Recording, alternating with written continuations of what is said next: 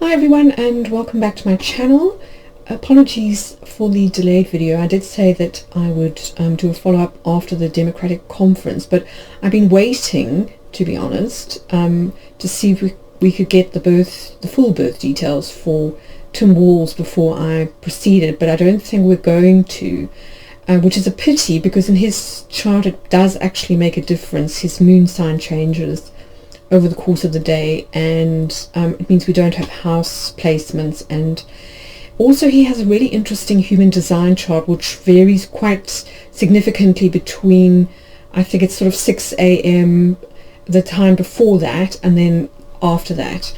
But anyway, I've come up with a base guess natal chart which I'll show you, and I think we just have to kind of work with what we've got. So let's dive into it, especially given last night's debate between Kamala Harris and Donald Trump. I think the ante is very much upped between now and November. So I think it's a good time to look at her running mate's chart in a little bit more detail to see their synergy and how potentially they can sort of help each other. A little bit of background about Tim Walz. He was born in West Point, Nebraska, but he grew up in a small town called Butte. It's pronounced Butte.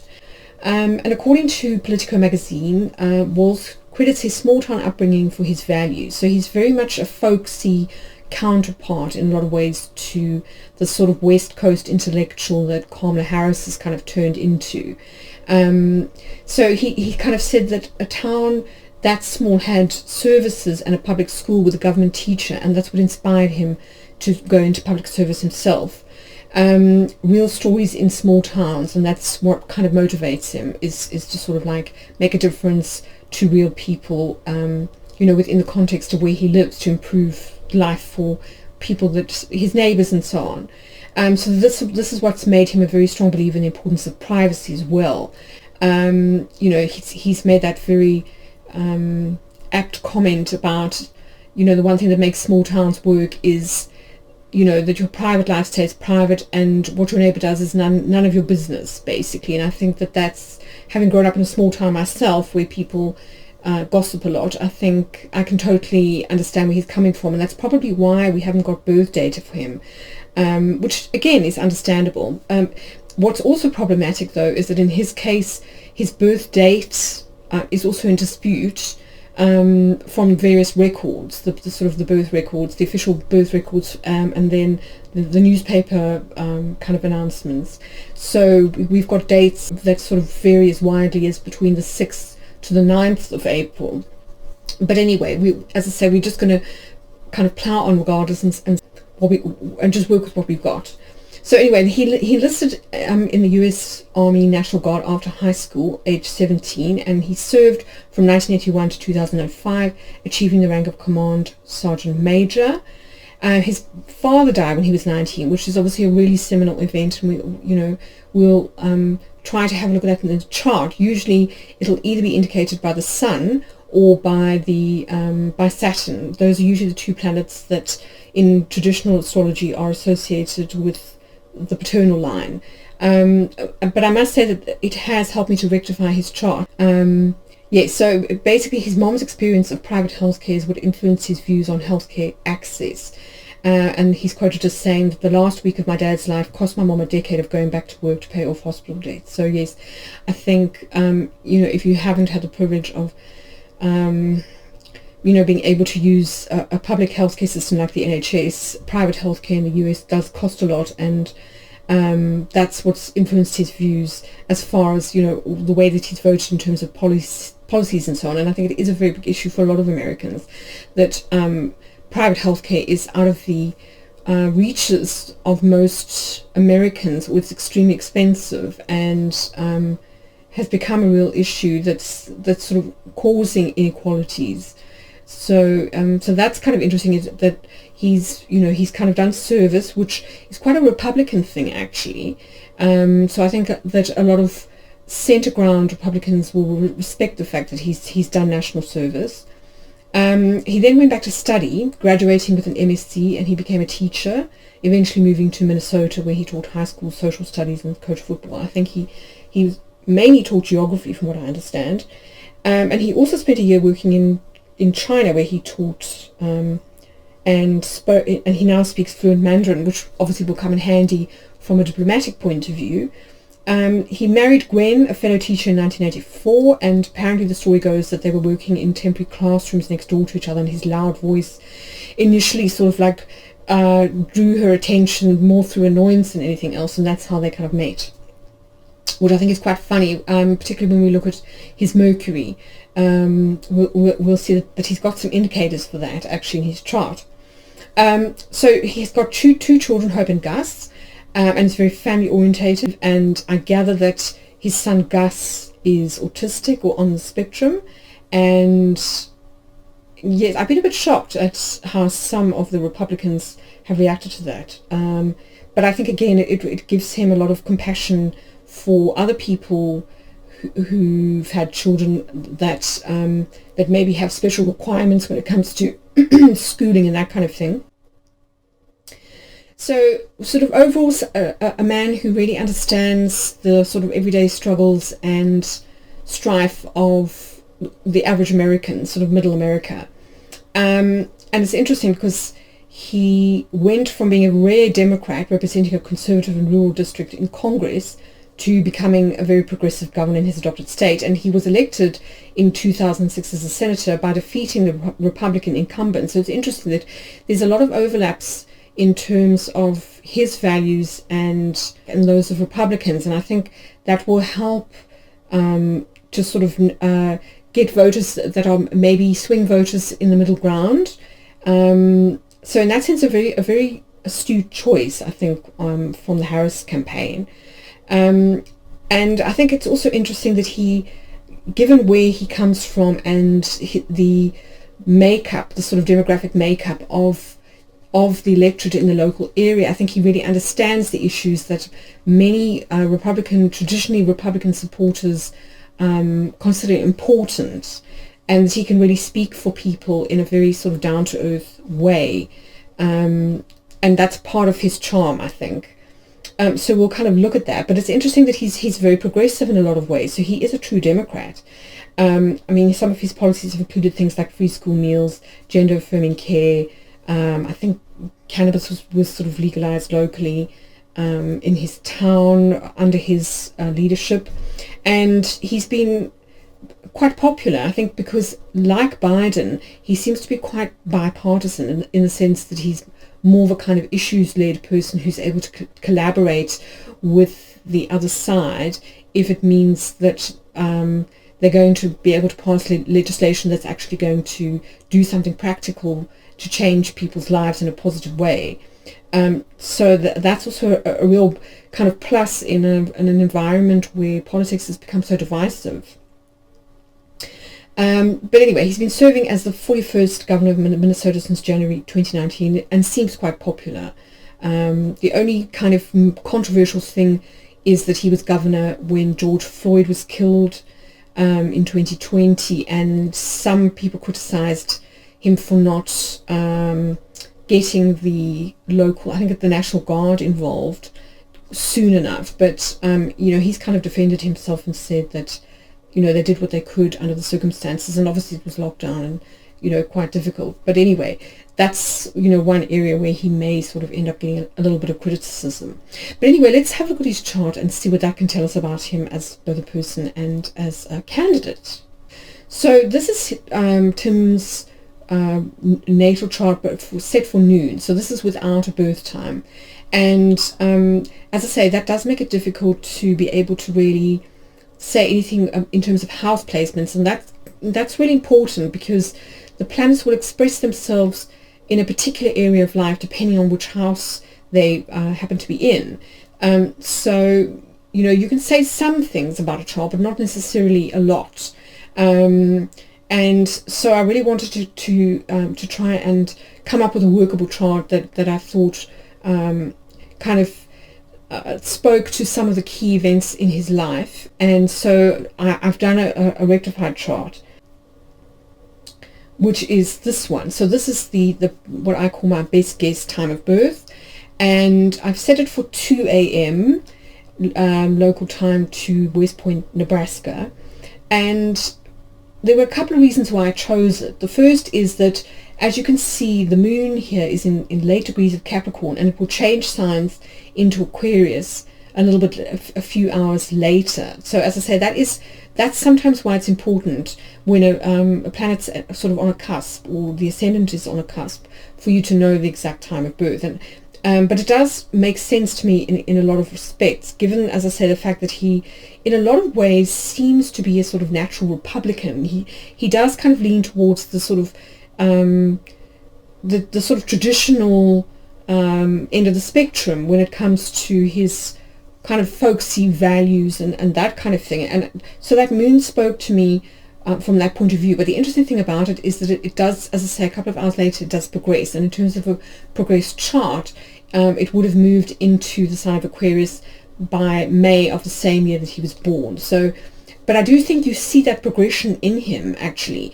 as a person, that he moves from kind of being an NRA supporter, somebody who seems on the face of it to be a natural Republican, to becoming quite progressive. And there's a story about why he joined the Democratic Party, which I think most people kind of know, so I won't sort of really get into it. But it did seem to hinge around this issue of sort of like political fairness.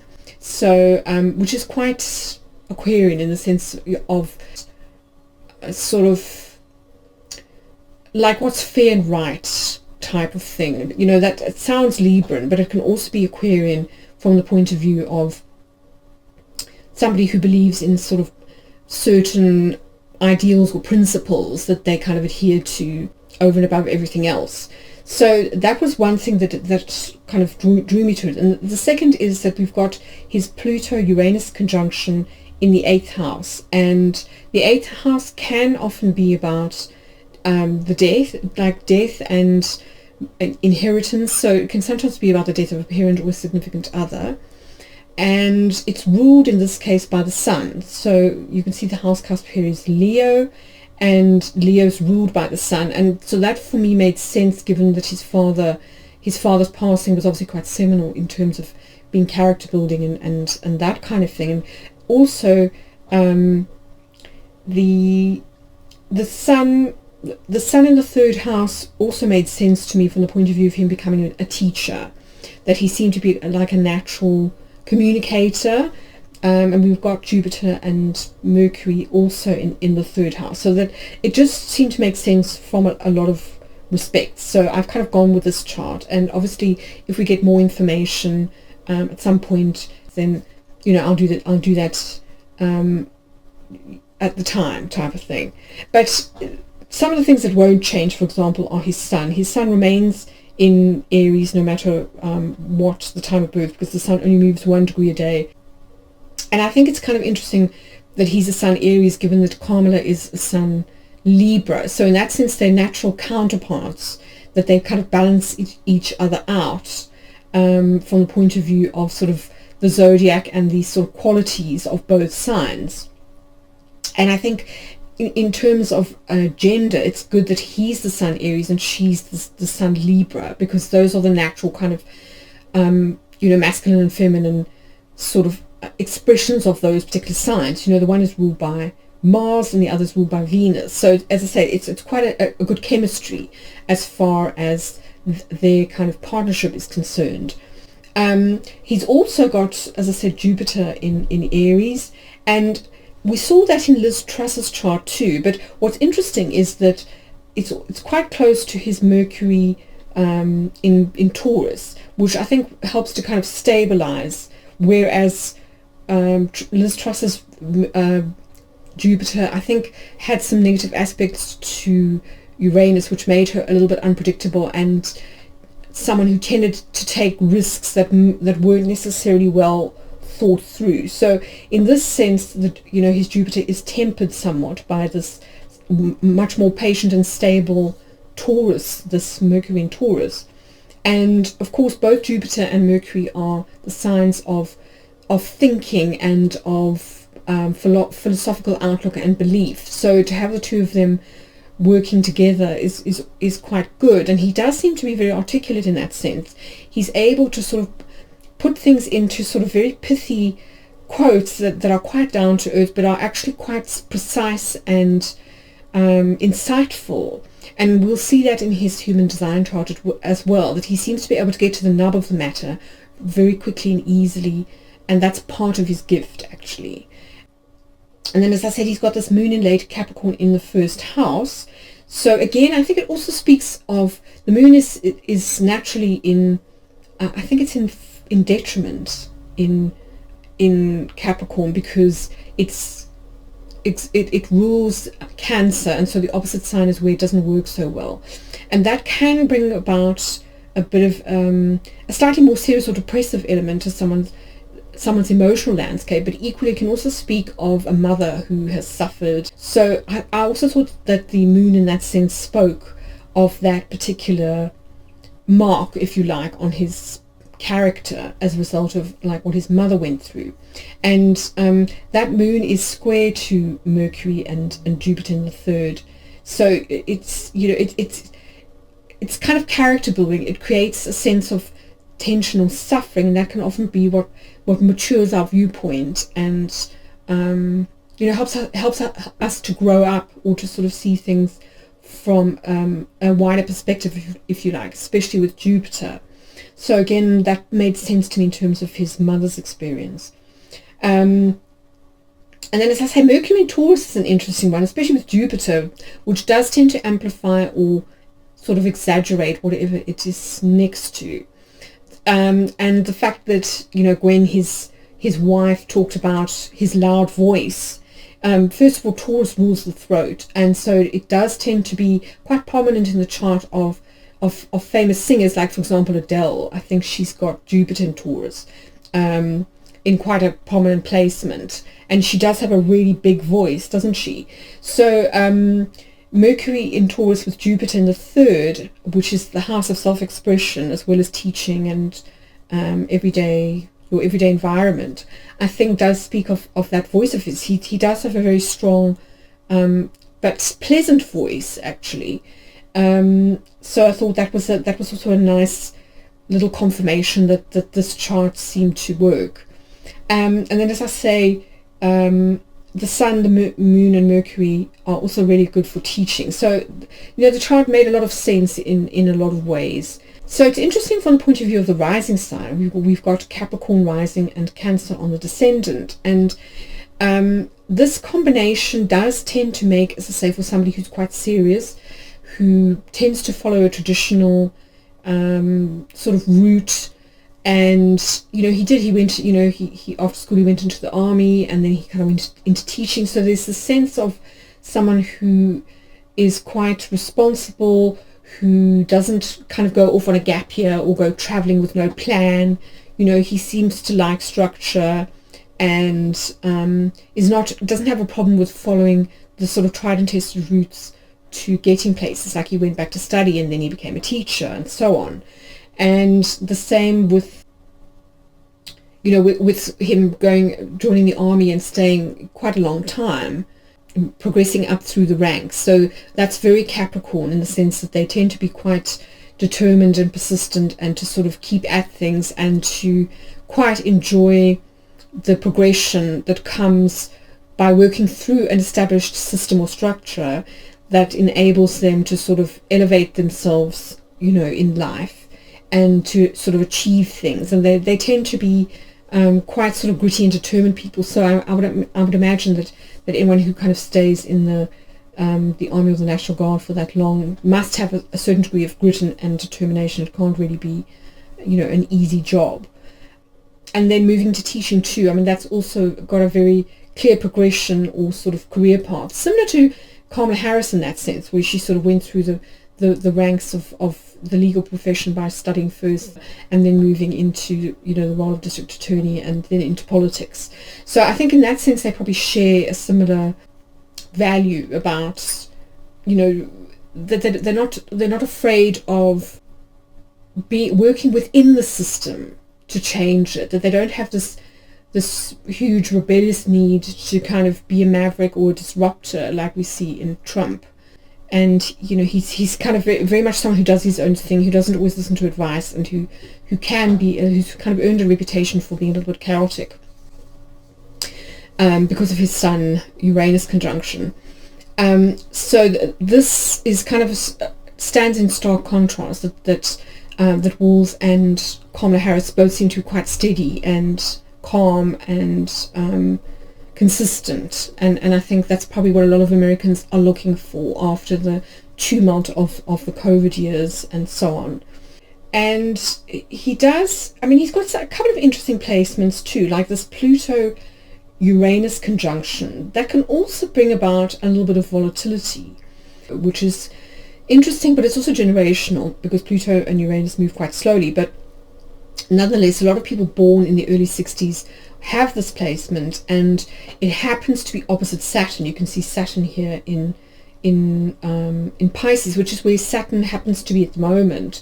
So it's interesting that his time has arrived just as his ruling planet reaches the same sign that it was in when he was born. So again, to me, that's a confirmation that Saturn probably is his ruling planet. And so this opposition tends to make people a little bit polarized. On the one hand, they tend to be very progressive reformers, which we see with him in terms of those comments that were made in Politico about how he supports quite progressive policies, you know, like gender affirming care and so on. But then on the other hand, he's also quite traditional, and as I say, you know, used to be an NRA supporter and does things like hunt and a lot of things that middle Americans will identify with and that Republicans will identify with. And that to me is this Saturn. So in that sense, he's somebody who kind of walks the line or bridges these two worlds quite effectively. But it can sometimes cause a sort of a polarization, and probably when he was a bit younger that would have been more difficult to manage, because Uranus can be a little bit destabilizing, and in his case, I'm trying to see what it rules. It rules his second house, so it's possible that he had sort of like, you know, that income or that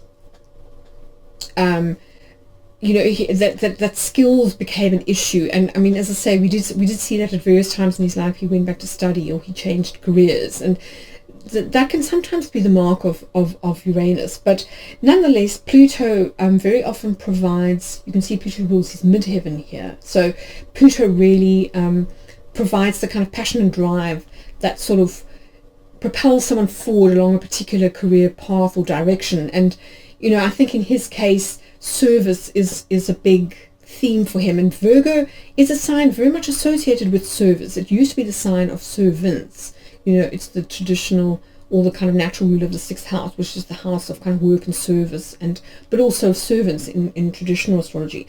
And Virgos tend to be quite humble people, quite hardworking, very details oriented, and in that sense, you know, he shares that placement with Kamala, who's also got Pluto in Virgo.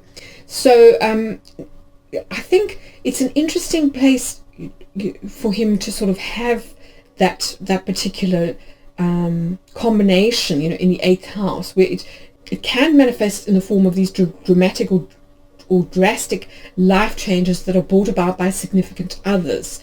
And, you know, I think it's interesting that first of all, you know, his dad died, and that obviously left quite a mark on him. And then also I think when they moved to Minnesota, he said it was because his wife Gwen really, you know, wanted to live in that part of the world, so they changed states essentially. So again, it was a significant other, a partner, who sort of like almost catalyzed or prompted that change. So it'll be interesting to see if in this instance, whether Kamala, being this kind of change maker, you know, as potentially the first African American Indian female president, also then catapults his career or his sort of life path, you know, onto a new trajectory. And in that sense, he seems to be very good at playing the supporting role. He doesn't seem to have a massive ego. And again, you know, I think that's the sort of the humility of Virgo, that they want to serve, and, you know, public service has been a big theme throughout his life. And it's interesting that they form part of a grand triangle. You can see this blue triangle here between the nodes. So you can see the south node here in Capricorn, and I think it's Mercury that forms the other part of the trine. And so again, I think, this speaks of his kind of teaching, and also of him bringing his natural gifts to bear.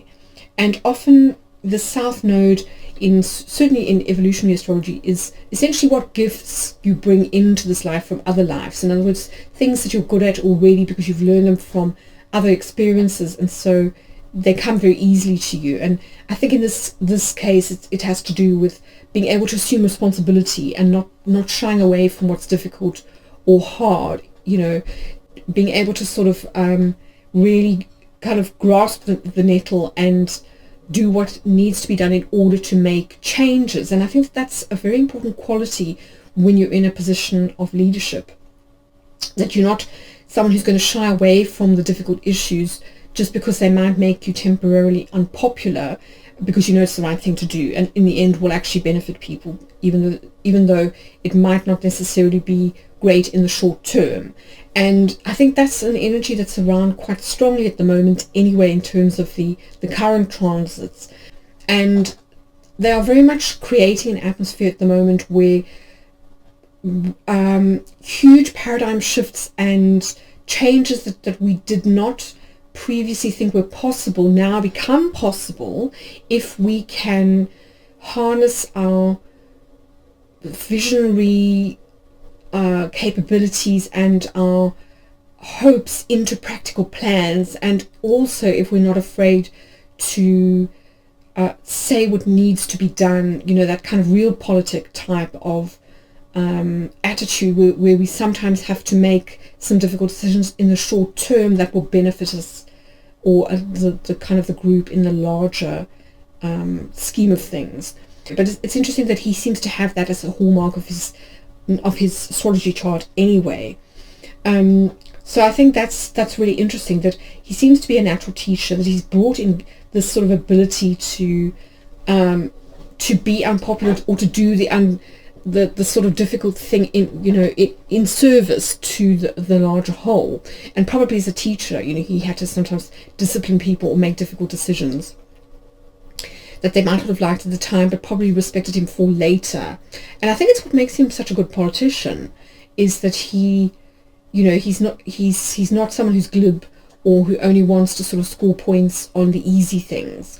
That he seems to be one of those people who's going to roll up his sleeves and do what's necessary and difficult, but that is what's required, what the time requires. And I think that's what we also see in Keir Starmer, our current Prime Minister, who's also a sun sign Virgo actually, and who's had to make some very difficult, unpopular decisions in the short term, but that he believes will ultimately benefit the country and change the system for the better. And I think this is what we're talking about now, is that Virgo is very good at fixing. So that Pluto Uranus combination could be about fixing or reforming systems that are broken. And I mean, a lot of our institutions are broken. I think after Pluto's sort of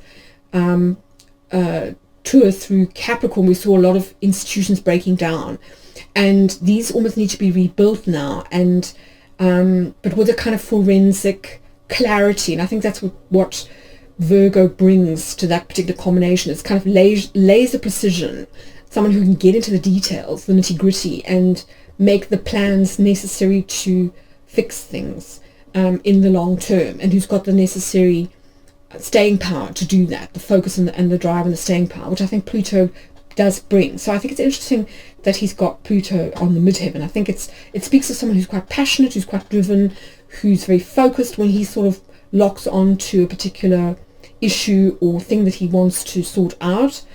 And as I say, that you probably find that in his life he's a real rock for the people around him that are important to him. I mean, if we look, for instance, at where Venus is in the fourth house, and that can often speak of values, and he does seem to be a very family-oriented person. He did say in that speech, that his family is everything to him. That's his whole world. And I think that he seems very good with young people, which again I think is very important for the Democratic Party because they've lost a lot of Gen Z traditional supporters as a result of policies like Israel-Gaza, and need to kind of win back the sort of younger generation, which I think they're doing quite successfully, actually. I mean, I think Walz has got a fantastic sense of humour, which I think, again, probably comes from his Jupiter-Mercury combination. It can make for someone who's very jovial and who's quite good at jokes and who's very, as I say, eloquent and articulate. So, again, I think a very good candidate for Kamala. And we've also got Neptune here in the 10th house, which, as I said when I did the video about Kamala, can speak of someone who's very altruistic and service-oriented, someone who doesn't have a big ego, but who's very attached to certain ideals, who's quite driven by their beliefs, their spiritual beliefs, and their sort of highest ideals. And to have that in the 10th house of career and, fame and public service, I think does speak of somebody who's a politician who's there not because it sort of makes him famous or gives him power, but because he wants to really make a difference in people's lives. Again, it speaks to that sort of service, that service element that seems so strong in his chart. And you can see that Neptune also, it rules his, well, it doesn't rule, it's intercepted in, Pisces is intercepted in his 2nd house. And but it's the sign of Chiron and Saturn, which are the two planets most associated with suffering and kind of limitation.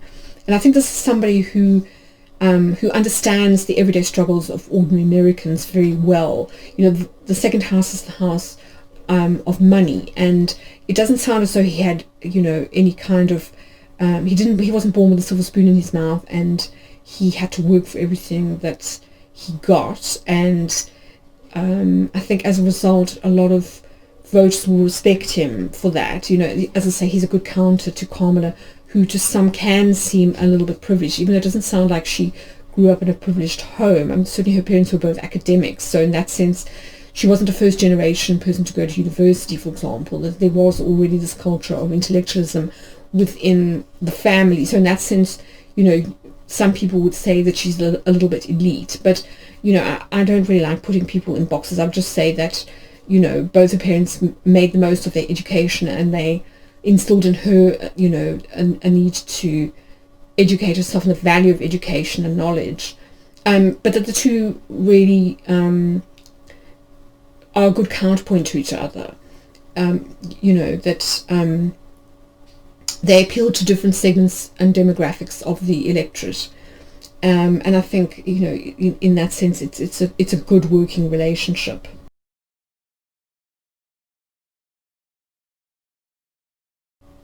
So now, as I say, we come to this issue of human design, and this is where the time of birth becomes really important. So you can see this actually in when you're sort of trying to create a chart for Tim Walz, that if he is born before noon, he is a generator type, and if he's born after, I think, 6 p.m. or so, he becomes a manifesting generator, which is the same type as Trump, and that's much more powerful traditionally from an energetic point of view than a generator. Generators have a lot of they can generate their own energy, but they aren't able to apply their will to sort of to move mountains, if you like, to the external world. All they can do is wait for opportunities to come to them and then respond, and then they've got a lot of life force energy that they can throw into that. So it's important that they are discerning about what they commit to. But as you can see, time of birth in this instance is quite important. It really does make a difference to the chart. So what I've done is I've looked at sort of before noon, like a morning birth, and then an evening birth, just to see potentially what the difference would be in terms of the human design. So this is the morning, this is the evening chart, and you can see that first of all, not only is type different, you can see generator here and manifesting generator here, but also in terms of what they call profile in human designs. So if Tim Walz was born in the morning, which is when I think he was, he's a 2-5 hermit heretic, which is actually quite an unusual type. I haven't actually come across that many 2-5 profiles in my sort of journey with human design. So you can see again, time of birth here is really important.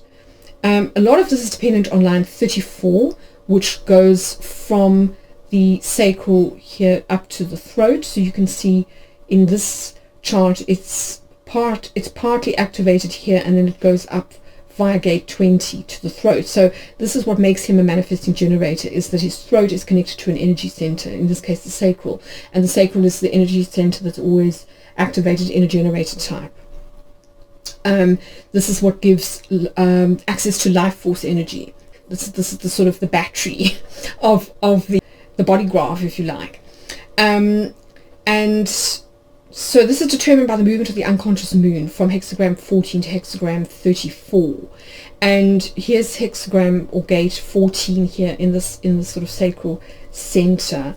So the moon moves from this to gate 34 down here, and that's because the moon moves so quickly. And it's interesting because, you know, you can see this in horary charts, that the moon is often what will complete or perfect the chart, and it's because the moon moves much quicker than any of the other planets. So it tends to go from aspect to aspect much quicker, and from sign to sign much quicker. So it does tend to be the sort of catalyst that determines the outcome of something. So it's interesting that in this case it's the moon that's the deciding factor. You know, is it moon in Capricorn, is it moon in Aquarius? Is it generator a 2-5 hermit heretic, or is it a manifesting generator 3-5 martyr heretic? Big difference.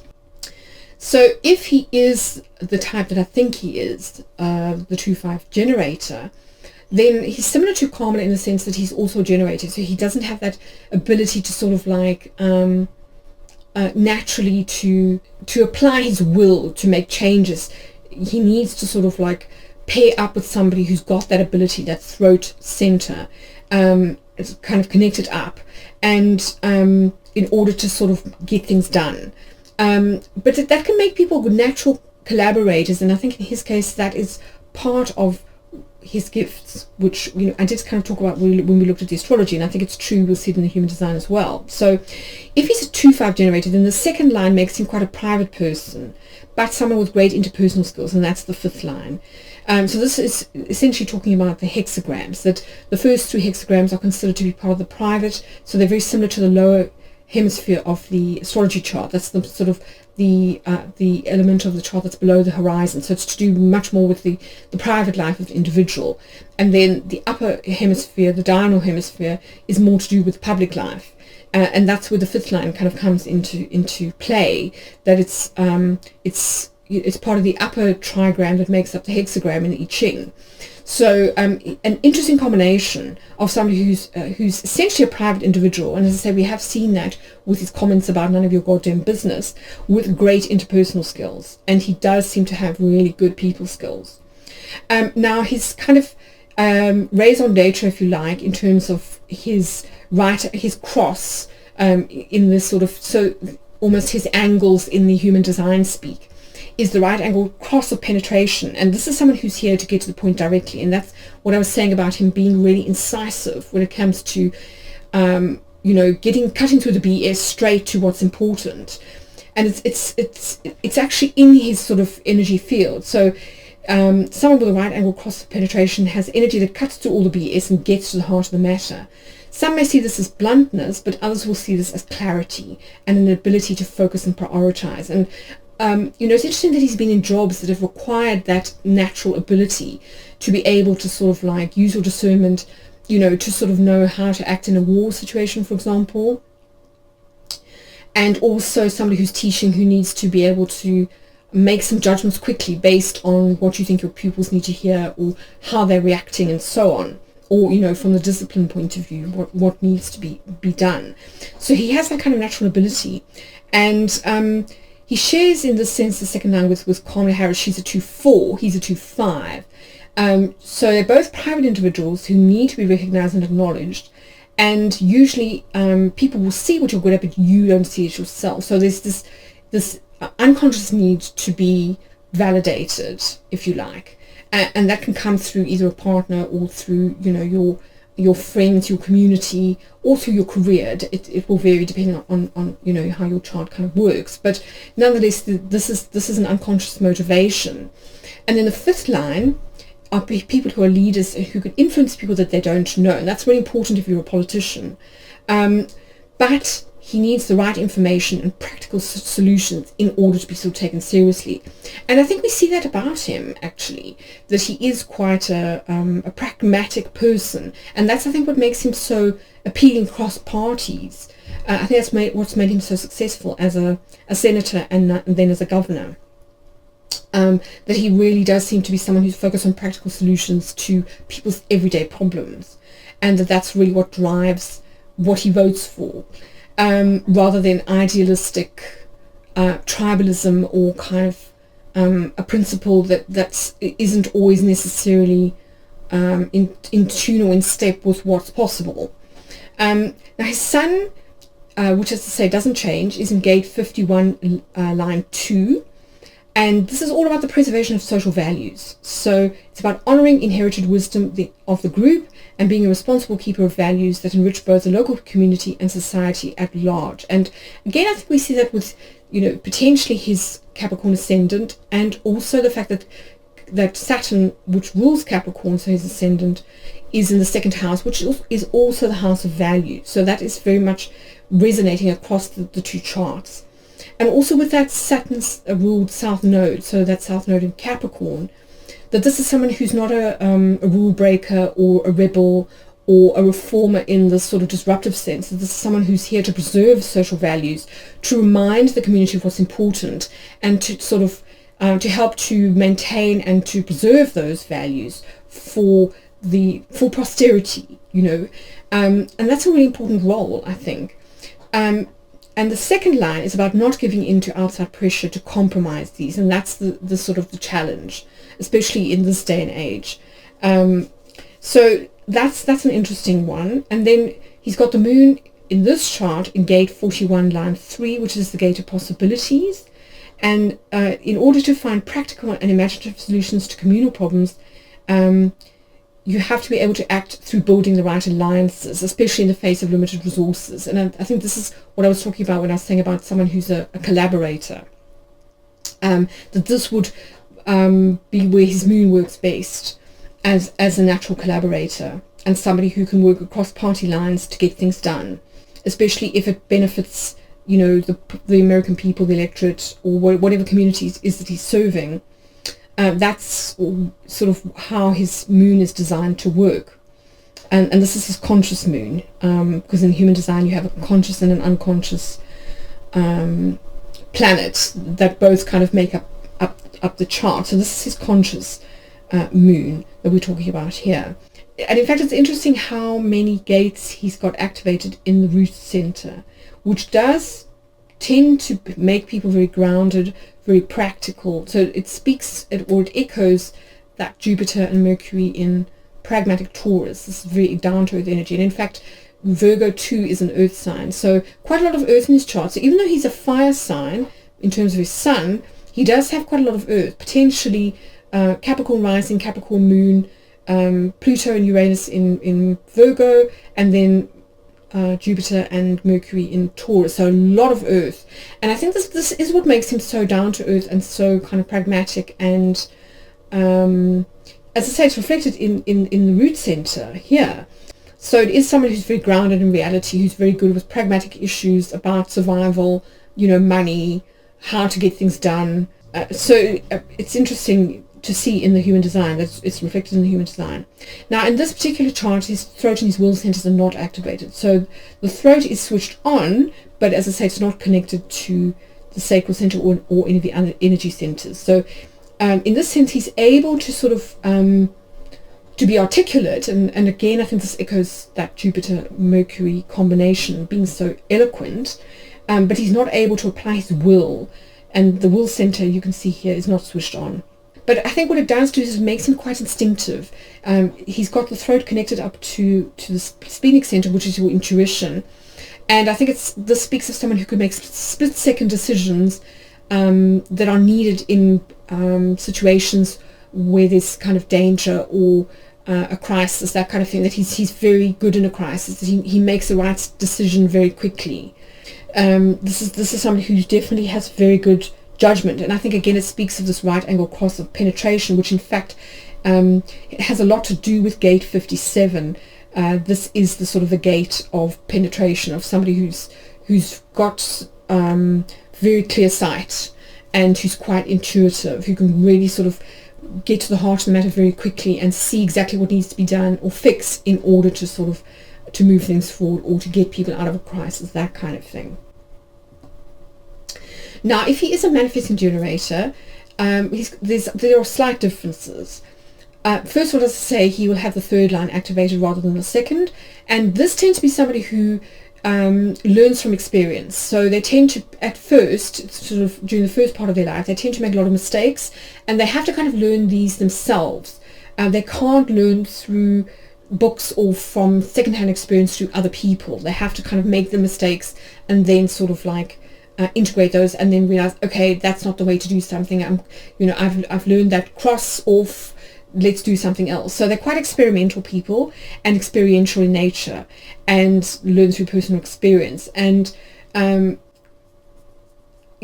don't really think I know enough about Walz to really be able to say if that's true or not. But it doesn't seem to resonate the way that the second line does in terms of his quite obvious valuing of privacy. And then the fifth line is the same.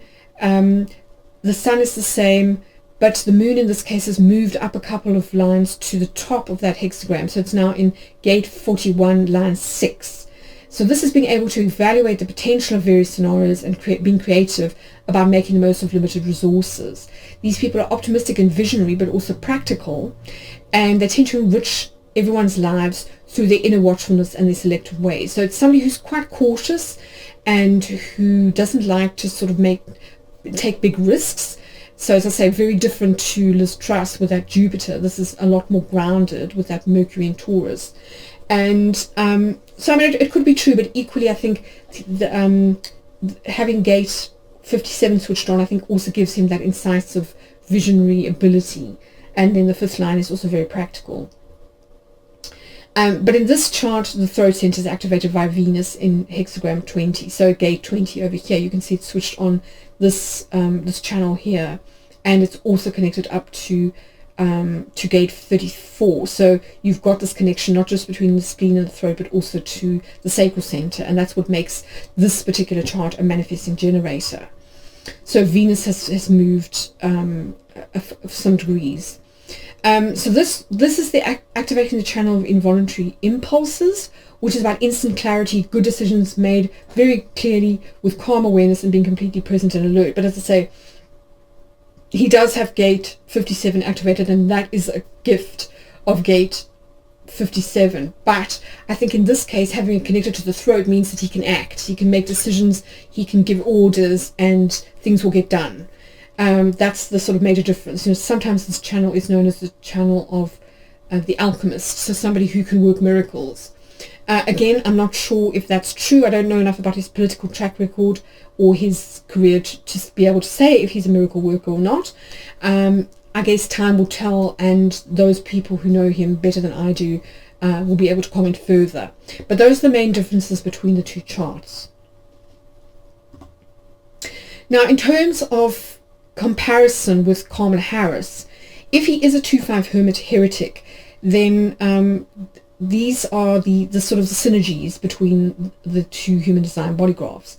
So in Tim's chart, we've got the will center off, but the throat center on and not connected.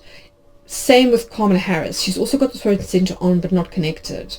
Notice though that she's got the sort of intellectual center, the head center switched on, whereas Tim doesn't. So again, I think that this speaks to their particular strengths, that she's very much an intellectual, the planner, the strategist, somebody who's got the knowledge and the sort of the kind of the theory at hand, the law. She knows the law in order to be able to sort of make decisions or know what to apply, etc., etc.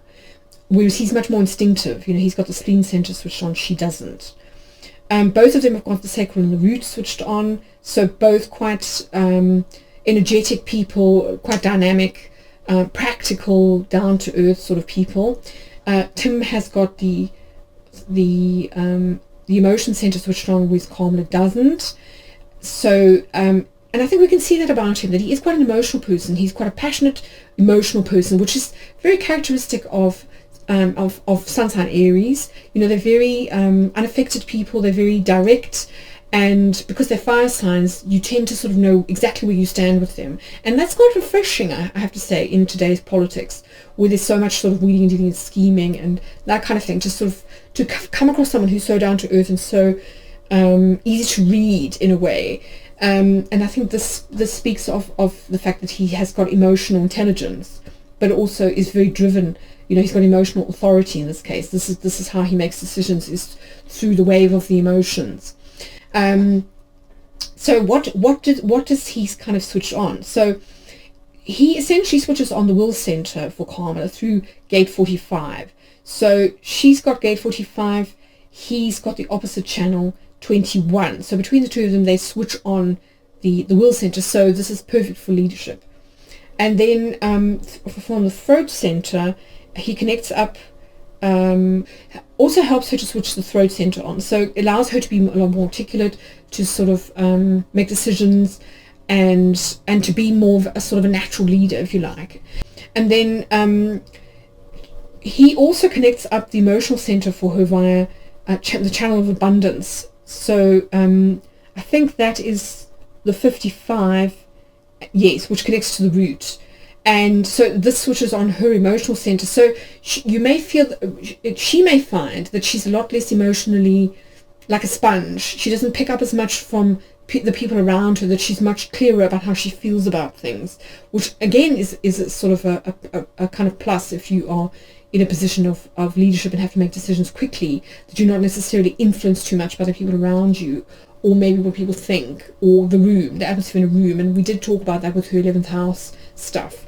So I think it will make her much more self-contained and again make better decisions as a result of this particular combination. But on top of that, it's also great for triggering abundance in the financial sense. And I did wonder whether this is explains the sort of wave of donations and their huge success as far as fundraising is concerned. You know, since Biden stood down and Kamala took over, a lot of people were worried that you know, that the donations might dry up, but they don't seem to have at all. In fact, you know, they seem to have had a record-breaking fundraising sort of period. So again, I wonder whether this is Tim Walz almost sort of being providing the Midas touch, if you like, through this combination. So as I say, it does look pretty good actually as a combination, if this is indeed his chart. So this is the second, the evening option. So in this case, as I say, we've got the throat connected up to the spleen and the sacral, and so he's got the will center off, the throat center on, connected to the spleen and the sacral via the channels of power and instinct, which we did talk about last time too, that Kamala has this kind of channel of power, and that it would be helpful if it could be switched on via gate 34. Now in this case it is, because Tim has got gate 34 activated as a result of his unconscious moon. So that moon is really, really important and key. So in this chart, Tim will switch on the will center for Kamala, so same as before, where we got the 21 and the 45, so that doesn't change, and the throat via gate 34, but this is part of the channel of power. So instead of via the spleen, which is, as I say, about instinct and intuition and making good decisions, this is more about actual power. So this is raw life force energy, which is why it's part of the channel of power. So in that sense, it's it kind of connects the two of them up to a kind of a source of raw power, if you like, which obviously is great if you're in politics and you're in a position where you need to sort of make decisions that influence other people and so on. And it also defines her emotional center, so she's less cerebral, but again, we had that in the previous chart. But also the ID center, I forgot about that. So she may have a clearer sense of self as a result of this, because of this channel here, 10 being connected up to the 34. So that people who don't have the ID center switched on sometimes you'll find that their character tends to change depending on the company that they're in, because the centre's open, so they're more easily influenced or conditioned by their environment or other people, that kind of thing. So with this loop closed, her ID center goes on, and again, it makes her a lot more self-contained, a lot more able to make decisions, and probably less dependent on that need for validation that she might have had otherwise, which is part of that 2-4 profile.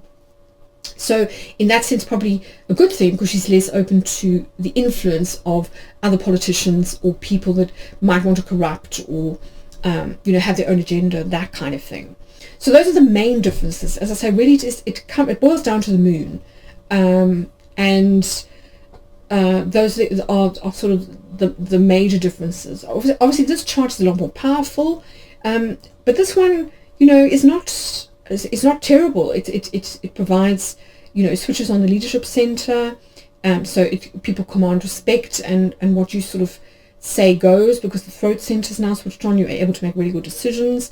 You're in touch with your emotions. So again, it all helps with the decision-making process. And on Tim's side, obviously he gets the benefit of the more sort of cerebral intellectual stuff, which helps to counterbalance his emotional stuff. And again, this also speaks to the Aries Libra combination. Libra is an air sign. It's quite cerebral. It's the sign of justice, so it's very good at making fair, balanced decisions. Aries, on the other hand, is very focused, quite independent. It tends to make instinctive, quite passionate decisions, which can sometimes be a little bit on the impetuous side because of Mars.